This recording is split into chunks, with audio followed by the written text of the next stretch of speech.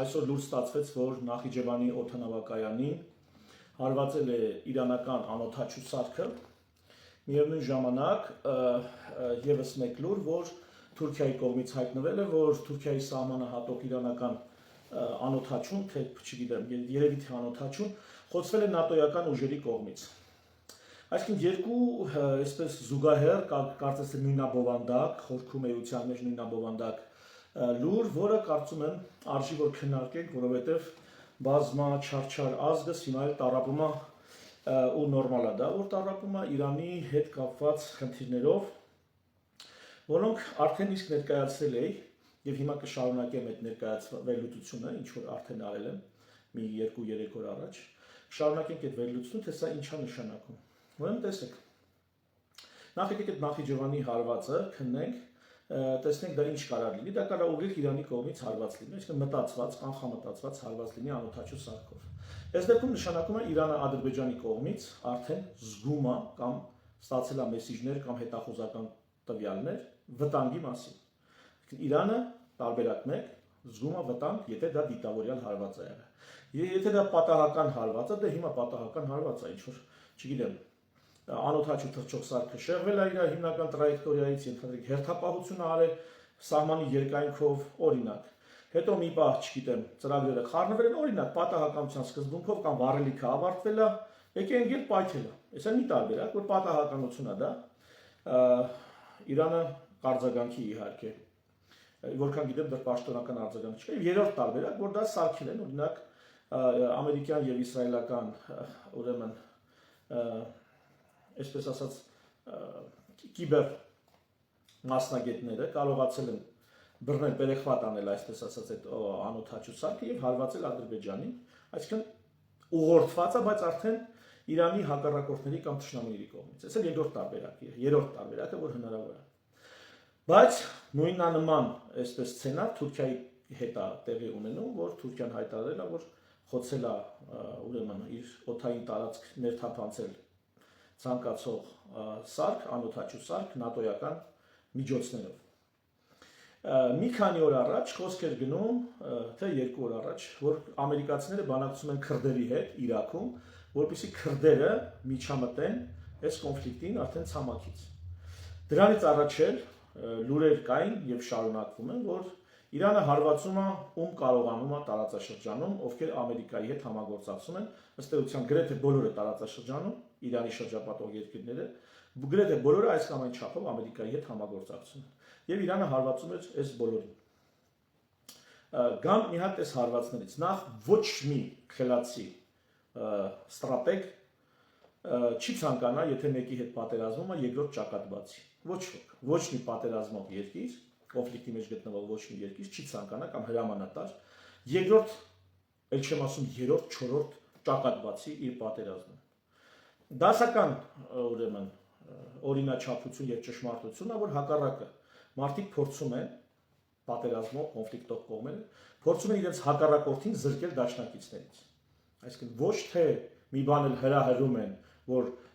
իրենց հակառակորդը ել ավելի շատ դաշնակիցներ ձեռք բերի,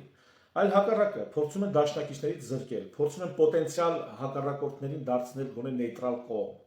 Բայց Իրանի պահվածքի մեջ մենք տեսնում ենք ճիշտ հակառակ ուղղվածությունը, նա հնարավորինս հրահրում է, որ այն ովքեր կարային նեյտրալ դիրք ընդունեին, մի բան էլ դառնան կոնֆլիկտի կողմ։ Կամ նրանք ովքեր կարային Ամերիկային որոշակի զուսպ դիստանցիայի վրա հարաբերվեին, դառնան Ամերիկայի համար դաշնակից։ Այսինքն երկրորդ, երրորդ, չորրորդ ճակատն է ոնց որ ասած ուզում բացի։ Հետևաբար սա ռազմավարական, ստրատեգիական տեսանկյունից կարծես թե հիմարություն է։ Ես սա մեկնաբանում եի հետևյալ կերպ, որ Իրանը գիտի, որ նրանք չեն համախմբվելու, ինքը գիտի, որ Ամերիկան որոշակի դոզավորված հարվածներ է հասցնելու, այս ամբողջ պլանի մեջ կա դոզա, դեղաչափ, այսպես հարվածի դոզա, չափ, բաժին։ Եվ ամերիկացիները դոզան չեն անցնի, իրանք էլ փորձում են իրենց դեմքը փրկել, յանի թե մենք մեզնից մի բան կարող ենք ներկայացնենք, չեն կարողանում իրենց պաշտպանության նախարարին կամ երկրի առաջնորդներին զինվորական հրամանատարության չեն կարող պաշտպանեն, բայց արի ուտես յանի այնքան կարողանում ենք, որ կարող ենք այսիշ տեղը, չգիտեմ, ինչ որ մի հատ հակաօդային կայան, հակաօդային պաշտպանության կայան ամերիկյան խոցել կամ չգիտեմ, ամերիկյան դեսպանատուն են կարող խոցել։ Դա իրանց ոնց որ ներքին սպառման, ներքին իրենց ժողովրդին այսպես ինֆորմացիոն աջակցություն տալու համար է։ Իմ պատկերացմամբ դա այդպես է, որտեղ ասում ոչ մի ստրատեգիական, ոչ մի լուրջ գործ դա չի անում, եթե դու իրոք պատրաստվում ես իրական դիմադրության։ Բայց հիմա եկեք տեսնենք ինչ է այս հարվածի ոնց կարելի է մեկնաբանել։ Այնինչ ես ասում եմ բացարձակ ճշմարտություն չէ, բայց սա տարբերակ է, որը կարող քննարկել։ Եվ ընդհանրապես դուք ծանոթացեք իմ ուղեղը ոնց է աշխատում, միգուցե այդտեղից ինչ-որ պիտանի բան ձեզ պետք է։ Եվ մեկնաբանություններում ես կտեսնեմ ձեր ուղեղը ոնց է աշխատում։ Ուրեմն ես կարծում եմ, որ արդեն ներկայացրել եմ առաջի ֆազան, որը լավ կլիներ, որ այդ առաջի ֆազայով էլ ավարտվեր, ամերիկացիների հույսը նա էր, որ Իրանում տեղի կունենա որոշակի խելքի գալու գործընթաց, որ պետք է այնուամենայնիվ լինի իշխանափոխություն։ Կարծում եմ, որ առաջի քայլը դա է, որ Իրանում պետք է լինի իշխանափոխություն, որ կվերանայեն Իրանի էլիտաները իրենց մոտեցումները եւ նրանք ովքեր խանգարում էին, ամենաշատն էին խանգարում, որպեսզի Իրանում տեղի ունենա սերնդափոխություն, թարմացում, վերաարժևորում, բոլոր նրանք ովքեր ուրեմն սրանք խանգարում էին, փաստացի Ամերիկան եւ Իսրայելը նրանց վերացրել է։ Եվ բոլոր նրանք ովքեր դեռ կան ու խանգարում են նրանց էլ, եթե այսպես շարունակվի, վերացնելու է։ Այսինքն ուզած-չուզած իրանական էլիտաները գնալու էին նրան, որ այ ընկեր, այդ արմատական պահպանողական կուրսից պետք է փոխվել դեպի ավելի առաջադեմ եւ ավելի պրագմատիկ կուրս։ Ինչի որտեղ աշխարհը առաջագնում, Իրանը հետագնում։ Եվ ատոմային զենք իրան չի փրկի։ Այսօր արդեն դա կարելի է արձանագրել։ Ինչու՞։ Որովհետեւ օրինակ, ինչ ասեմ, Ռուսաստանը ունի ատոմային զենք։ Ռուսաստանը տեխնոլոգիապես հետամն։ Ռուսաստանը աշխարհի հզորների շրջանում դարել է հետամնաց երկիր, փաստ է արդեն դա։ Ցավալի չի դա փաստ է։ Եվ ատոմային էլ ունի։ Եվ Ուկրաինայում խնդրեմ տեսեք ինչքան պատերազմի երկարում է։ Իհարկե դրանից ուկրաինացիները որպես այդպեսին չեն շահում, բայց Ռուսաստանի հիմնական մրցակիցները աշխարհքաղաքական իհարկե դրանից շահում են։ Իհարկե դրանից օգտվում են։ Հիմա ես չեմ խորանա բարոյականության, չգիտեմ, արժեքների, միջազգային իրավունքի դաշտ չեմ այս զրույցի մեջ եկեք այդ կողմ չգնանք։ Մի ուրիշ առիթով այդ կողմերի վրա այդ զրույցը։ Հիմա այսինքն պատկերացրեք Իրանն է ենթադրենք ատոմային ունի։ Եվ Ռուսաստանը որ ունի քիչ խերի մեջ կորել է։ Այնպես որ նույնիսկ եթե ընդհանուր առմամբ երկիրը հետ է մնում, մի առանձին ոլորտում առաջընթացը դա չի կարա այսպես մեծ իրականություն փոխի։ Եվ առաջի ֆազան դրա համար է Իրանին երաշխավորելով, որ քո ամբողջականությունը չի տրովի, ես այդպես եմ կարծում, ամերիկյան եւ իսրայելական ուժերը, իհարկե Իսրայելը այնտեղ մի քիչ ավելի շատ իր մանր շահերն է փորձում տարածաշրջանային առաջ գցի, բայց համենայն դեպս Ամերիկան ասում են ընկեր խելքի եկեք, փոխվեք, եկեք խոսանք։ Չինաստանից հնարավորինս դիստանցիա պահի, մեր հետ էլ սկսի խոսալ, քո նավթն է, գազն է, ինչն է մոտ կառնենք, ինչ ես ուզում։ Մեծ ամերիկա-չինական խաղին կամ մրցակցությանը այս եթերում կաշխատեմ չանդրադառնալ, որովհետև մենք կոնկրետ Նախիջևանին հարվածն ենք, էլի սկսել վերլուծել։ Եվ ինչ է անում։ Իրանը չի համաձայնվում։ Իրանական այդ հին փդած գլուխները ոչ մի ձև չեն համաձայնվում իշխանափոխությամբ, երկրի տարածքային ամբողջականության պահպանմամբ գնալ վերանայման։ Չեն համաձայնվում։ Ամերիկան իր շահերի համար է անում, այլ Չինաստանի հետ մրցակցության կոնտեքստում է սա անում, էներգակիրների շուկայում ընդհանրապես ազդեցություն ունենալու համար իր հաշվարկները առաջ տանելու համար անում, դա հասկանալի է։ Բայց Իրանն էլ այս ամեն ինչի մեջ կարա իր օգուտները, իր շահերն ունենա, իր առաջընթացը ապահով, իր ժողովրդի շունչը բացի, այսպես ասած։ Դա ոչ թե հազարներով գնդակահարի փողոցներում։ Ինչի համար, որովհետև մարդիկ ոտքի էին կանգնել։ Դե տես չի գնում, այդտենց երկար չէ ձգի։ Ցավոք սրտի տենց երկար չէ ձգի, այն դեպքում բարեբախտաբար տենց երկար չէ ձգի։ Չես կարող։ Հետո ասենք բանը աղջիկների դպրոցում խոսում են, որ իսրայելական հարվածից, եթե չեմ սխալվում, երեխեք են մահացել, դպրոցականներ եւ այլ եւ այլ։ Ինչը ողբերգականը, ինչը քննադատելի է։ Բայց մի նկարել տեսա, եւ եթե չեմ սխալվում, դա fake չէ, որ Իրանի բարձրաստիճան պաշտոնյան մամլո ասում լսատալի դպրոցի շենքում։ Այսինքն Իսրայելը չի կանգնում են բանի առաջ, որ եթե մի պաշտոնյայի որը չլա վերացնել, ու նա նույնիսկ դպրոցում է գտնում, նա այդ պաշտոնյային վերացնելու է դպրոցում։ Արդյունքում իհարկե դա հակամարտկային է, իհարկե դա նույնիսկ ռազմական հանցագործություն է։ Այն ինչ անում են դպրոցում, բայց դա ռազմական հանցագործություն է։ Բայց այս հանցագործության մեջ կարծես թե հանցակից է նաև նա, ով իր երեխեքի հետևում պաշտպանվում է, ով իր երեխեքին էս դեմը շարել է, որ իրան վերացնեն, մեծ աղմուկ բարձրանա։ Ու դա նույն ուժն է, որը կրկնում եմ, հազարավոր մարդկանց սեփական քաղաքացիների գնդակահարում է սեփական երկրի փողոցներում։ Այդ նույն ուժն է, ուրիշ մարդիկ չէ։ Լավ կլինի, որ այս ուժը վերանայի կամ չգիտեմ, էլիտաների մեջ ի հայտ գան ավելի թարմ եւ ավելի սեփական քաղաքացիների նկատմամբ ավելի նվիրված կարմիր գծեր ճանաչող ուժեր, բայց ինչ որ է։ Առաջի փուլով ամերիկացիները կարծում եմ սա առաջարկել են։ Վերանայեք ձեզ, ձեր տարածքային ամբողջականությունը մենք երաշխավորում ենք։ Չեն ուզում ամերիկացիները եւ Իսրայելը, ավելի շատ ամերիկացիները, որտեղ մտածում են, որ այստեղ ամերիկան ռազմավարությունը մեծ, Իսրայելի մասնակցությունը ավելի շատ տակտիկական նշանակություն ունի, կարծում եմ։ Դե չի բացառում մարդիկ լինեն, որ ասեն, չէ, ստրատեգիան գծում է բան Իսրայելը։ Ինչ որ է։ Այս ուժերը Իրանին հիմա ասում են, լսի ինգեր, կկտրտենք երկիրը։ Կտոր կանենք, ընդից քրդերը մի բան կփոքեն, ընդից Թուրքիան կխառնվի, ընդից էլ Ադրբեջանը կխառնվի։ Եվ սա լսելով արդեն Ադրբեջանին Թուրքիայի նկատմամբ Իրանը ատամա ցույց տալիս։ Իդեպ, ովքեր տեղյակ չեն, ասեմ, ատամ ցույց տալը իշխանների դեպքում կամ գայլերի դեպքում, դա ու այնքան էլ լավ նշան չի, որտեվ իսկական գործ անող շունը կամ գայլը անում է։ Ատամ ցույց տալը դա վախացնելու, զգուշացնելու նշան է։ Ու այդքան լավ նշան չի։ Մի քիչ վախի նշան է։ Վերջ ատամա ցույց տալի Իրանը, Ադրբեջանին եւ Թուրքիային։ Եվ ինչ անելու։ Անցնում են հաջորդ ֆազա, սպառնում են, որ կկտրտեն երկիրը։ Իհարկե, դա ձեռ չի տալի այդ թվում խոշոր աշխարհաքաղաքական կենտրոններին, որ Իրանը քայքայվի։ Բայց արդեն իսկ այդ սպառնալիքը Իրանի առաջ դնում են։ Մեսեջը, ուղերձը, ուղարկված է։ Կմասնատենք ձեր երկիրը, եթե չհամաձայնվեք վերանայել ինքներդ ձեզ։ Եվ եթե մեր շահերը թույլ չտաք, որ մենք ձեզ հետ համագործակցությամբ, առևտրով մեր շահերը առաջ տանենք այդ թվում ձեր երկրում։ Սա արդարության մասին չի, սա միջազգային իրավունքի մասին չի։ Սա պրագմատիկ, միջ պետական, ջունգլիական հարաբերությունների մասին։ Ովքեր ցավում են, որ կյանքը այսպես է, ես էլ ցավում եմ, որ դուք դպրոցում կենսաբանություն չեք սովորել։ Ես էլ դրա համար եմ ցավում։ Նրանից հետո էլ սոցիոլոգիա եւ հոգեբանություն չեք սովորել։ Նրանից հետո էլ իրավունքի ծագումը չեք սովորել։ Ընդհանրապես։ Ես էլ ցավում եմ, որ դուք ադար անկիրթ եք, որովհետև ռեժիմներ կան, տարբեր ռեժիմներ, ամեն ռեժիմում որոշակի օրինաչափություններ են գործում։ Ռեժիմներ կան մաքուր կենսաբանական, ռեժիմներ կան մաքուր ներընտանեկան, բացարձակ նվիրվածություն, անշահախնդիր, անձնազոհություն, սենց ռեժիմներ կան կյանքում, բայց կախված է դա որտեղ է։ Արդարություն եւ այլն, այս ամեն ինչը ներքին միջավայրերում, արտաքին հարաբերություններում փորձում են մանևրել։ Լավ, ես էլ մի օր առանձին կխոսանք։ Եվ հիմա այդ սպառնալիքն է Իրանի առաջ։ Ասում են կտրտենք ձեր երկիրը։ Եվ պահպանողական արմատականները կարծես թե ասում են մենք չենք հանձնվի։ Այստեղ տեղին է հիշել, ինչպես օրինակ Ղարաբաղը Ադրբեջանին կտանք, ենթադրենք, իշխանափոխություն թույլ չենք տա, լուրջ իշխանափոխություն։ Քաղաքական բևեռների հետ կապված բանակցություններ։ Հայաստանը մեջտեղից կկդրենք, բայց ճիշտը չենք ասի։ Առողջ ուժեր չենք թողնի գան քաղաքականություն։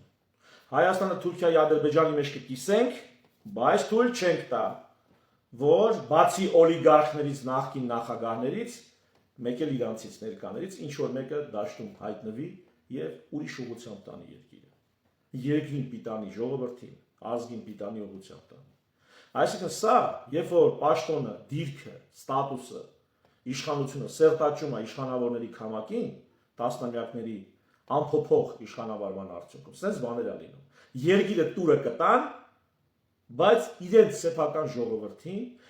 սեփական ժողովրդի միջից ծնվող այլ էլիտաների չեն տա։ Դա մենք տեսել ենք։ Ղարաբաղյան 96 թվականից մենք դա տեսել ենք։ 1996 թվականից մենք դա տեսել ենք։ Ու այդպես շարունակաբար մինչև այսօր։ Այսօր էլ ընտրությունները ում միջև է։ Էլի նոր ելույթ թվով ներկայացող նախկինների կամ հին կապերով այսպես վերակենդանացող նախկինների եւ դրանցից ոչ ավելի լավը ներկաների։ Կամ լավ, մի խազ ավելի լավը երևի թե։ Մենք նույնիսկ ասի հակառակ։ Էլի զորբաների միջև ոչ իրավունք, ոչ օրենք, ոչ երկրի, ժողովրդի, ազգի շահ, ոչ բարձր գաղափարներ, ոչ ֆունդամենտալ փոփոխությունների մասին լուծումներ, ոչ մի բան։ Ջիշովի պոպուլիզմով ներծծված քանի խոսք եկել է ասեմ։ Ժողովուրդ լուրջ քաղաքագիտությունը, լուրջ քաղաքականությունը ջանքեր է պահանջում նախ խելքդ հարստացնելու, ուղեղով հարստանալու ջանքեր է պահանջում։ Պիտի ասենք հաճույքներից, հոգնած ժամանակ քեզ տրամադրես, հաճույքներից զրկես, ընտանիքի հետ անցկացրած ժամանակից կրճատես ու էականորեն կրճատես,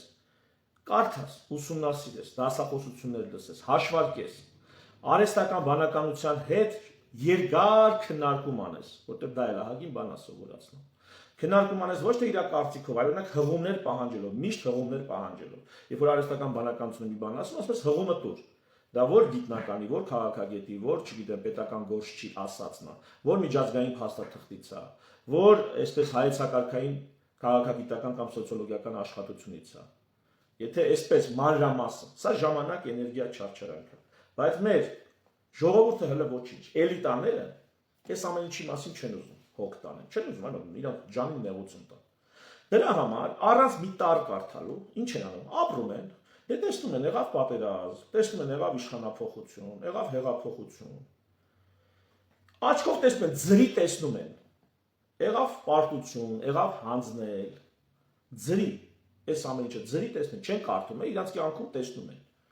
Ու իրանց ամբողջ քաղաքական միտքը կենտրոնացնում են սրա շուրջ։ Սրանից դուրս, օրինակ, պետության հիմնադրույթների մասին մի տար, մի խոսք չեն ասի։ Թեև պետություն պիտի ունենաս, որ այս ամբողջ արհավիրքների նկատմամբ ունենաս դիմադրողականություն եւ կարողանաս պատասխան տալ։ Եթե պետություն չունես, դու մենակ ես քո անձնական փորձով, այսպես նստած նայում ես, էլի ձրի, մուֆտա, ինչա տալի քեզ պատմություն, ինչ արհավիրքներ ա բերում ազգի գլխին։ Այդ արհավիրքների շուրջ էլ դնում ես քաղաքական ծրագրեր ես ներկայացնում։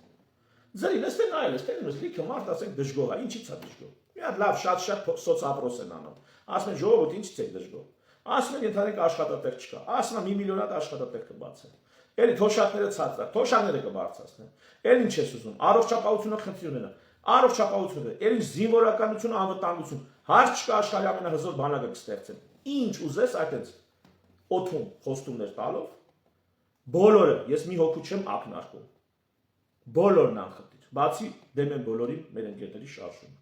Բացի դեմ են բոլորին կամ բոլորին դեմ եմ շարժումից, անխտիր բոլորը։ Եթե մեկը կլինի կասի հայ, կասա կոնկրետ ես ինչ չեպե եմ արել, ցանկացած քաղաքական ուժից։ Ես կոնկրետ ձեզ, քեզ,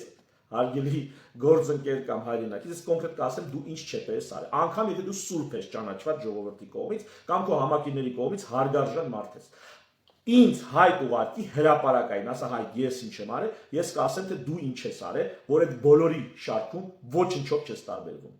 Նիկոլից ոչ լավն ես, ոչ Տաշիրից ես լավը, Սամվել Կարապետյանից ես լավը ներողությունը Տաշիրը ասելու համար։ Ոչ Ծառուկյանից ես լավը, ոչ Թաթոյանից ես լավը, ոչ Քոչայանից ես լավը, ելով ասեմ։ Ոչ Բևերից ես լավը, ում ասեմ։ Նույնն եք։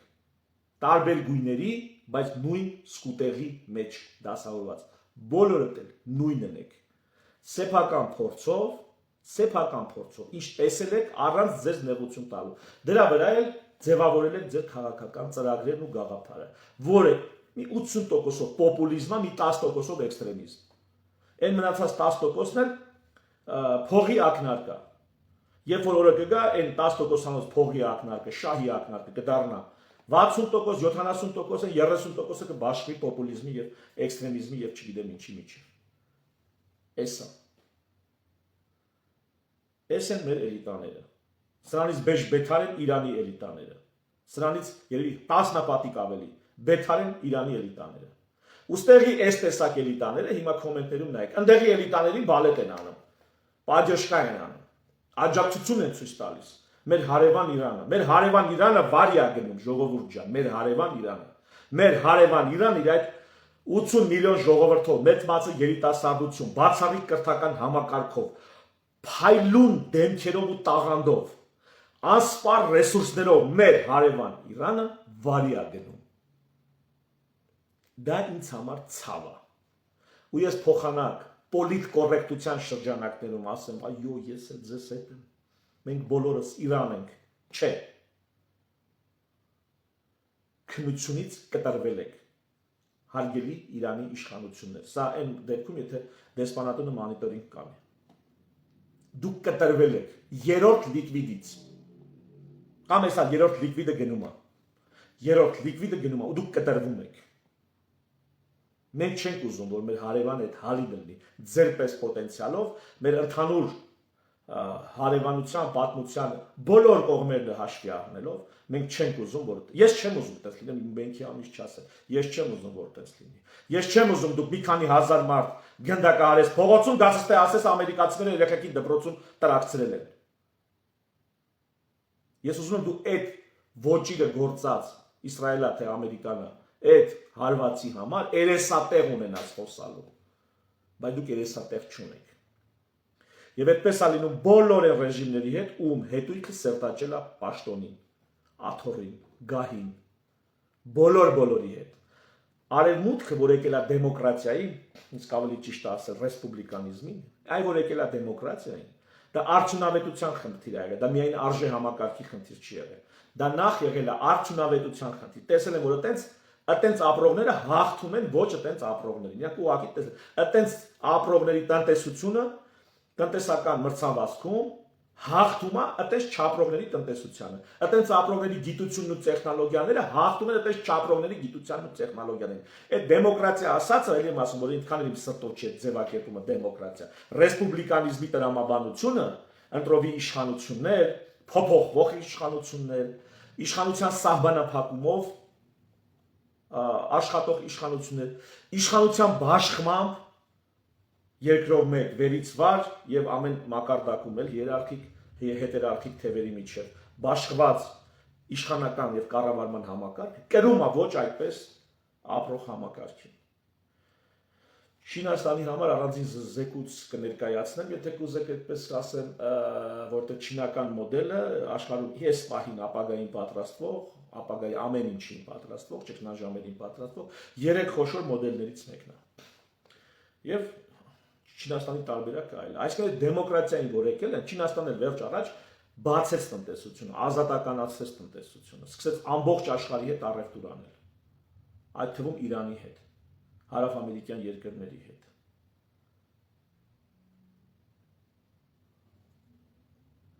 Դա բարոյական հարց չի եղել, երբ որ մարդիկ ընտրել են իշխանությունների փոփոխելիությունը, իշխանությունների հաճախակի փոփոխությունը, ոչ թե սերնդից սերունդ, այսինքն ես մեկը դարավ իշխանություն 45 տարեկանում, 85 տարեկանում թողնում է իշխանական աթոռը, ասել չէ ընկեր, 4 տարի մեկ պետքա փոխվի։ Եթե ուզում ես ժողովուրդը նորից դու լինես, լավ, 4 տարի իշխանավորելուց հետո 4 տարի էլ իշխանավորի։ Բայց եթե դրանից հետո էլ է ժողովուրդը ուզում որ դու լինես, էլ չես կարա։ Հասկանում եք ինչ սահմանափակում են դրել, որ հետույքը չսերտաճի գահին, աթոռին։ Եթե նույնիսկ ամբողջ ժողովուրդը ուզում է որ երրորդ սռոկել, այս ինչ ղեկավարը լինի։ Եվս 4 տարի կամ եվս 5 տարի։ Խելոք մարդիկ, իմաստուններ, փիլիսոփայական մտքի տեր մարդիկ, ասել չէ, դա արդեն չդրիթով է։ Սա է ռեսպուբլիկանիզմը։ Դեմոկրատիան ասում է, ժողովուրդը ոնց ասում է, դա ճիշտ է։ Մեծամասնությունը ոնց ասում է, դա ճիշտ է։ Դեմոկրատիայի իմաստը հետևյալն է, դասարանում կա 25 հոգի, որից ենթադրենք 4-ը գերազանցիկ են, չգիտեմ, 6-ը ասենք հարվածային։ Այն մնացածը տարբեր աստիճանի սովորում կամ չեն սովորում։ Այսինքն մեծամասնությունը ոչ այնքան լավ սովորողներն են եւ փոքրամասնությունը շատ լավ սովորողներն են։ Դեմոկրատիան ասում է, եթե հարց է դրված, դասերը շարունակենք թե փախնենք դասից, գնանք տներով, դպրոց գնանք թե դպրոց չգնանք, մեծամասնությունը ասում է դպրոց չգնանք, իսկ մեծամասնությունը հեշտին ավազում։ Մեծամասնությունը ալարում է, մեծամասնությունը ռացիոնալ ծուլություն ունի։ Դեմոկրատիան ասում է, մեծամասնությունը տենց ասել, ուր են տենց պետք լինի։ Սա է դեմոկրատիան։ Ինչին ես ասում եմ, այդքան էլ հաշտ չէ։ Ռեսպուբլիկանիզմն ասում է մի րոպե ընկեր։ Սկզբից ունենում ենք սխեմա։ Էլի թող մեծամասնությունը որոշի, բայց նախ թող որոշի ով է այդ որոշումը կայացնելու։ Նա թող որոշի այդ որոշում կայացնողներին։ Ու այս դեպքում արդեն են դասարանի 10-15 հոգին։ Արի ասել ես երազանցիկ խելքը գլխին, արի թող ինքը մեր փոխարեն որոշ։ Ասում անգեր դու շատ բաներ քեզ կդնեմ հանրակրվեով կորոշով, բայց լիքը հարցեր քո խելքի բանը չի։ Օրինակ այդ մաթեմատիկական խնդիրը ոնց պետք է լուծի, դա հանրակրվեով չեն կանելու էլի, դրանք մեծամասնությունը ինչ ասում։ Մաթեմատիկական խնդիրն է, դասի նստել չնստելա, այս դասատուն մեզ դաս տա, թե այն մյուս դասատուն մեզ դաս տա։ Այս դասատուների հետ լավ լինենք, թե այն մյուս դասատուն։ Այդ հարցերը ասում է, մի մասը դու որոշի, մի մասն է թող որոշեք,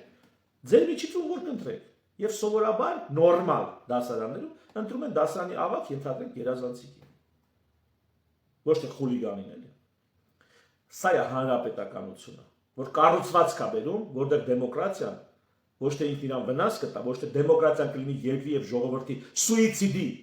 ճանապարհը, այլ կլինի երկրի եւ ժողովրդի զարգացման բարգավաճման ճանապարհը։ Այ ռեսպուբլիկանիզմն է։ Հիմա դա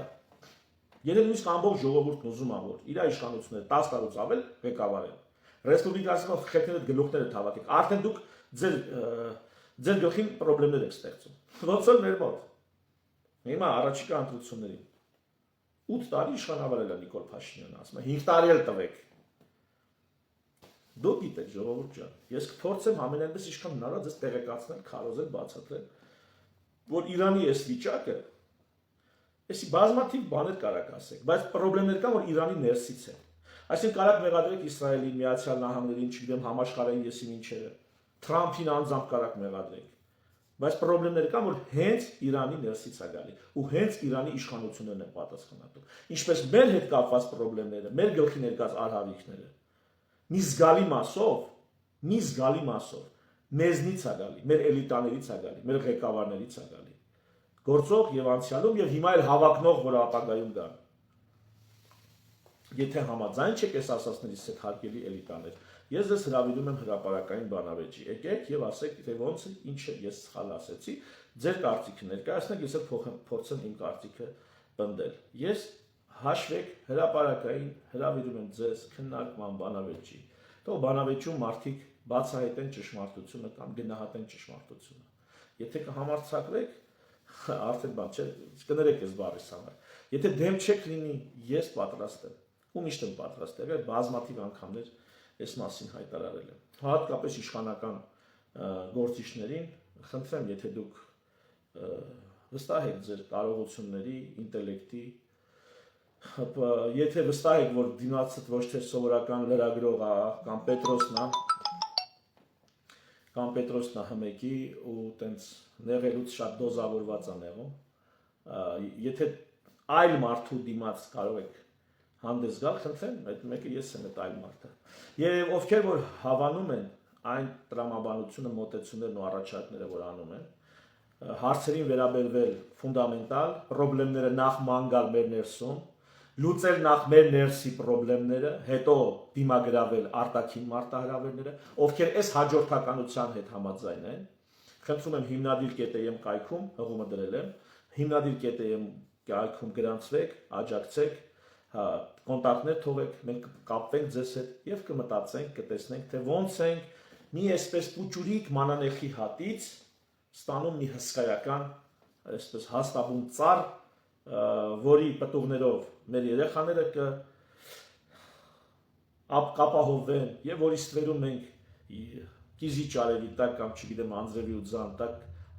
կպատասխանվենք։ Թերևս այսքանը, շնորհակալություն ուշադրության համար, ցտեսություն, մի շնորհանդիպում։